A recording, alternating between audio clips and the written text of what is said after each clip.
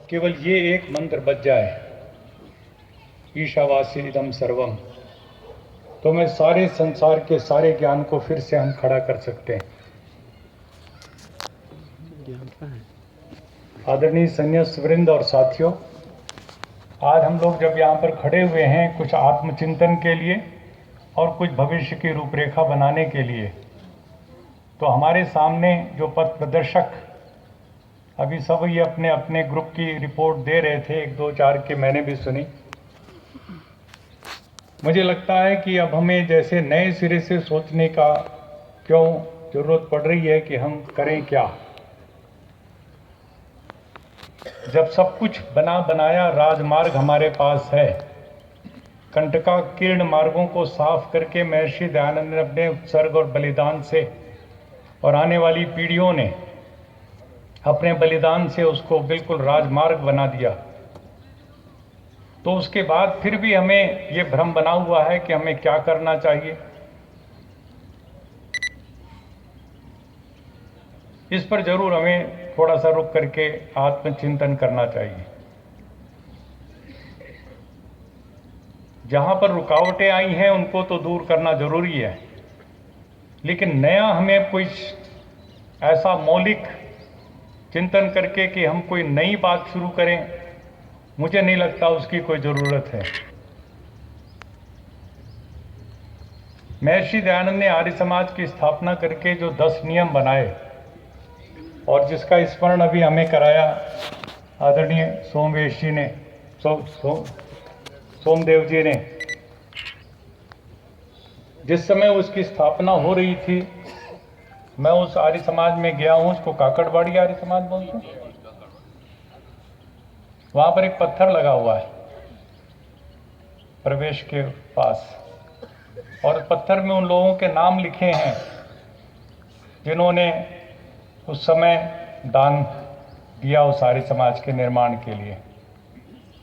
और आपको जान करके आश्चर्य होगा, शायद आर्य समाज के इतिहास का सबसे बड़ा एक व्यक्ति का दान, एक नंबर पर सबसे पहला दान महर्षि दयानंद की उपस्थिति में अल्लाह राखा रहमतुल्लाह सोनावाला, एक मुस्लिम सज्जन का दान है। 1875 के 7 या 10 अप्रैल को वो 5000 रुपए का दान करते हैं। आर्य समाज के 27 नियम बने थे उस समय, 28, लेकिन उनको काट छांट करके 10 नियम जिनको हम सब जानते मानते हैं, उनकी रचना लाहौर में एक मुस्लिम डॉक्टर के यहाँ हुई। वहाँ स्वामी दयानंद जी 40 दिन तक का उनका प्रवास था।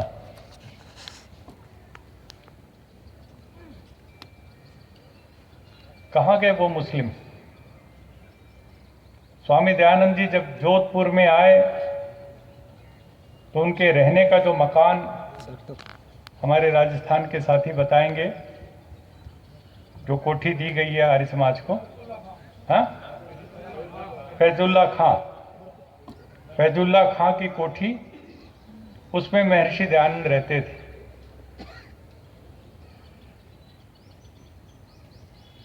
एक एक चीजों को मैं देखता हूं तो मुझे हैरानी होती है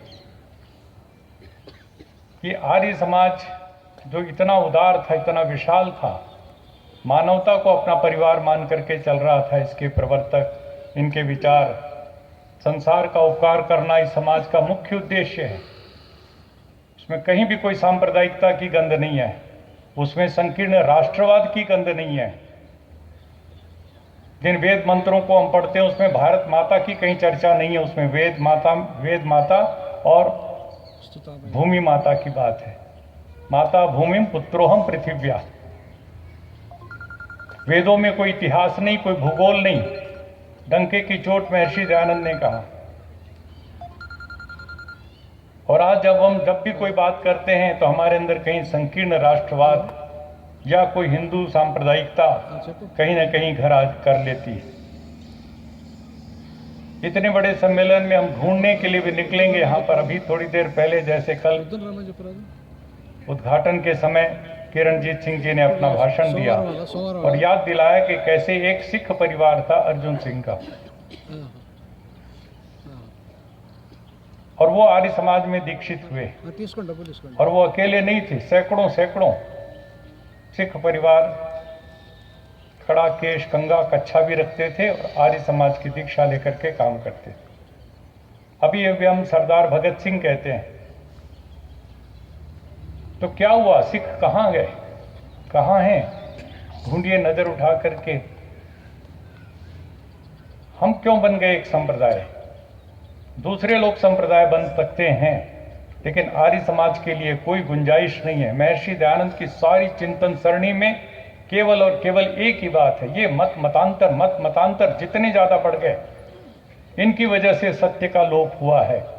आओ सारे विद्वानों मिल बैठ करके सत्य और असत्य का फैसला करो और ये मतांतर संप्रदायों में बटी हुई दुनिया को एक करो। सारा चिंतन का मूल इतना ही है महर्षि दयानंद का, सत्य का आग्रह करते हैं वो। और 10 नियमों की व्याख्या जब मैं पढ़ता हूं तो मुझे लगता है कि इससे बड़ा कोई भी दर्शन, कोई भी विचार, कोई भी कार्यक्रम मूलक कहीं पर मुझे ढूंढने की जरूरत नहीं है। जब संसार का उपकार करना इस समाज का मुख्य उद्देश्य है और शारीरिक, आत्मिक और सामाजिक उन्नति करना, तो मैं आपसे सीधे पूछना चाहता हूं कि क्या शारीरिक उन्नति बिना राजनीति के कर सकते हैं आप? लोगों के रोटी कपड़ा मकान, आर्थिक समस्याओं का समाधान बिना राजनीतिक सत्ता अपने हाथों में लिए आप कर सकते हैं? जिस शराबबंदी की बात आप कर रहे थे उसको क्या आप लागू कर सकते हैं बिना सत्ता अपने हाथ में हुए? आंदोलन चलाइए आप, हमने भी खूब आंदोलन चलाया, लेकिन हरियाणा में जब बंद हुआ तो चौधरी बंसीलाल मुख्यमंत्री बने और शपथ लेते उनको बंद कराया। जिस धरती पर हम यहाँ बैठे हैं, एनटी रामाराव मुख्यमंत्री बने और उन्होंने शराबबंदी लागू की। अभी नीतीश कुमार ने लागू किया है, मुख्यमंत्री बनने के बाद लागू किया, कोई आंदोलन चला करके प्रचार करके नहीं किया, सत्ता अपने हाथ में ली और उसको लागू किया। जयललिता अभी मरने से पहले जब मुख्यमंत्री पद की शपथ ली तो 500 शराब की दुकानें बंद की। केरल के अंदर शराबबंदी लागू है क्योंकि वहां कांग्रेस पार्टी की जब सरकार थी उसने फैसला किया और उन्होंने उसको लागू किया। मतलब बिना सत्ता के, बिना राज्य के, बिना शक्ति के कोई भी इस प्रकार का जो युगांतरकारी काम है, समाज परिवर्तन का काम है, वो कभी लागू नहीं होता। इन सब चीजों को रोज देखते समझते हुए भी हम प्रयत्नपूर्वक ये कोशिश करते हैं। 2 चीजों में हमारी बहुत कमजोरी दिखाई पड़ती, वो ये कि हम आर्य समाज को एक सांप्रदायिक संगठन बनाते जा रहे हैं, केवल मात्र हिंदुओं का, और हिंदुओं में भी एक छोटे से वर्ग का। हमारी सोच तो मानवता होनी चाहिए थी। अभी मैं 5 दिन लगा करके आया वर्ल्ड इकोनॉमिक फोरम स्विट्जरलैंड में, जो पूरा दुनिया में जिसका नाम है दावोस नाम का एक शहर है, और 23-24 डिग्री वहाँ का टेम्परेचर सेल्सियस, चारों तरफ बर्फ ही बर्फ। वहाँ मैंने 5 दिन लगाए। पूरे विश्व के 3000 जो सबसे बड़े धनी मानी लोग हैं, बिजनेस इंडस्ट्री की दुनिया के लोग और पॉलिटिक्स की दुनिया के लोग, चीन का राष्ट्रपति जिनपिंग वहाँ पर आया, 1-1.5 घंटे उसका भाषण हुआ। सारी दुनिया के सबसे बड़े से बड़े पूंजीपति उसके चरणों में बैठे हुए ऐसे उसके एक एक शब्द को पी रहे। गजब कर दिया इसने, इतनी बड़ी बात कही उसने। डोनाल्ड ट्रंप के मुकाबले में लोगों ने सराहा कि जिनपिंग जो है चीन का राष्ट्रपति सही बोल रहा है।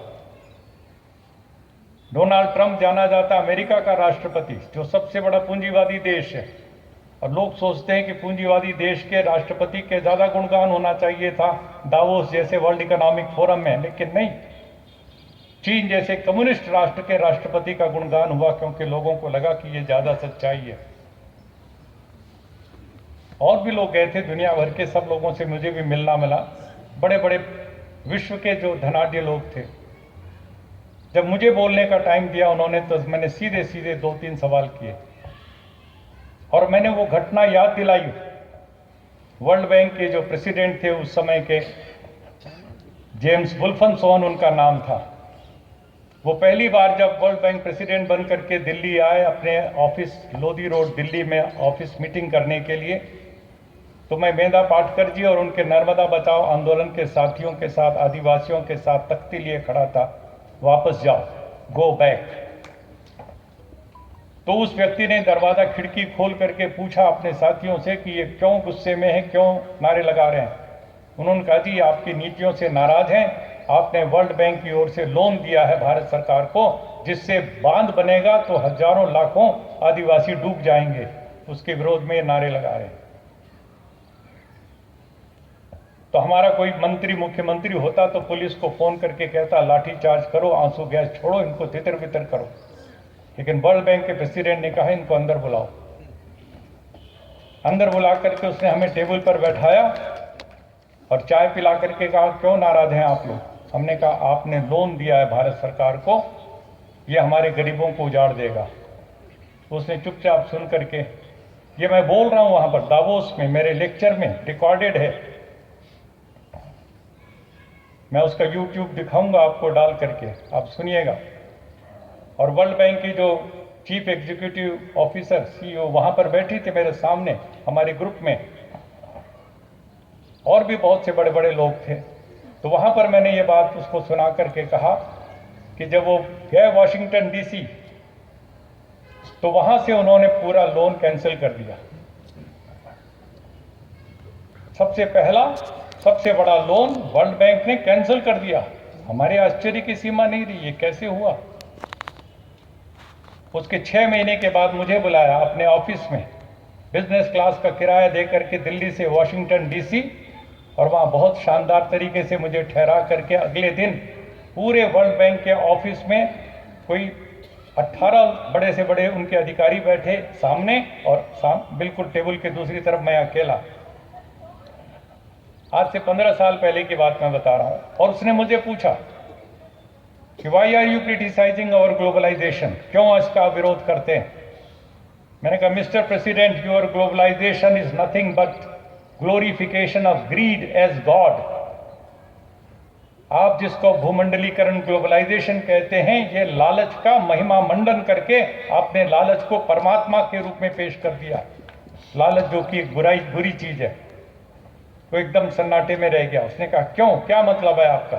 मैंने कहा बिल्कुल मेरा मतलब है, हम इस धरती को मां कहते हैं, माता भूमि पुत्रोहम पृथिव्या, और इस धरती पर रहने वाले एक एक बच्चे का, आदिवासी का बच्चा हो चाहे हिंदू का, मुस्लिम का, किसी भी दुनिया का, उसका पूरा अधिकार है। जैसे मां के दूध पर बच्चे का अधिकार होता है, ऐसे प्रकृति के सारे संसाधनों पर एक एक इंसान का अधिकार।